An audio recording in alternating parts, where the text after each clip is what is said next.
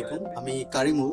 আমি প্রায় 10 বছর ধরে ব্যাংকস এবং নন ব্যাংক ফাইন্যান্সিয়াল ইনস্টিটিউশনের ইএসজি ডিপার্টমেন্টে কাজ করছি। ইএসজিটা পূর্বের যে কোনো সময়ের থেকে আর্থিক প্রতিষ্ঠানের জন্য, সেটা ব্যাংক হোক বা নন ব্যাংক ফাইন্যান্সিয়াল ইনস্টিটিউশন, যেটাই হোক না কেন, পূর্বের থেকে অনেক বেশি ইন্টিগ্রেটেড। বর্তমান সময়ের banking, particularly after Paris Climate Agreement, sustainability, environment, social governance, carbon emission বা অন্যান্য বিষয়গুলো মোর ইন্টিগ্রেটেড হয়ে গিয়েছে। ফলে আমাদের রেগুলেটর, বাংলাদেশের ব্যাংক বা নন bank financial institutions regulator, the central bank, Bangladesh bank, সেখান থেকে অনেকগুলো time to time circular policies এসেছে।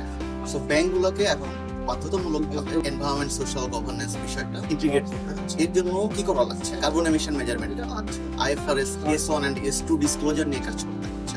সেন্ট্রাল ব্যাংকগুলোর জন্য IFRS S1 and S2 climate related financial disclosure এবং সাস্টেনেবিলিটি রিলেটেড ফাইন্যান্সিয়াল ডিসক্লোজার, এটিকে 2027 সাল থেকে ম্যান্ডেটরি ফুল ডিসক্লোজার করে দিয়েছে। কারেন্টলি বর্তমান সময়ে লিমিটেড ডিসক্লোজারে চলছে। সো এই সকল টেকনিক্যাল যে বিষয়গুলি আছে একটা ব্যাংকের জন্য, সাস্টেনেবিলিটি নিয়ে, এনভায়রনমেন্ট, সোশ্যাল গভর্নেন্স নিয়ে কি করা উচিত, কি ধরনের স্কিল সেটস দরকার, কোন ধরনের নলেজ দরকার, সবকিছুই আপকামিং যে ইএসজি বুট ক্যাম্পটি হচ্ছে সেখানে শেখার সুযোগ আছে। তো আমি বলবো যারা ব্যাংক বা নন ব্যাংক ফাইন্যান্সিয়াল ইনস্টিটিউশনে কাজ করছে তারা এখানে জয়েন করেন। এতে যেটা হবে, ক্যাপাসিটি বিল্ডিংটাও হচ্ছে, এর সাথে সাথে ইন্টারন্যাশনাল যে বেস্ট প্র্যাকটিসেস গুলো আছে, এখানে অনেক ইন্টারন্যাশনাল স্টেক হোল্ডার এখানে থাকবেন, জয়েন করবেন, ইন্টারন্যাশনাল ট্রেনার থাকবেন। সেখান থেকে বেস্ট প্র্যাকটিসটা শেখার সুযোগ আছে।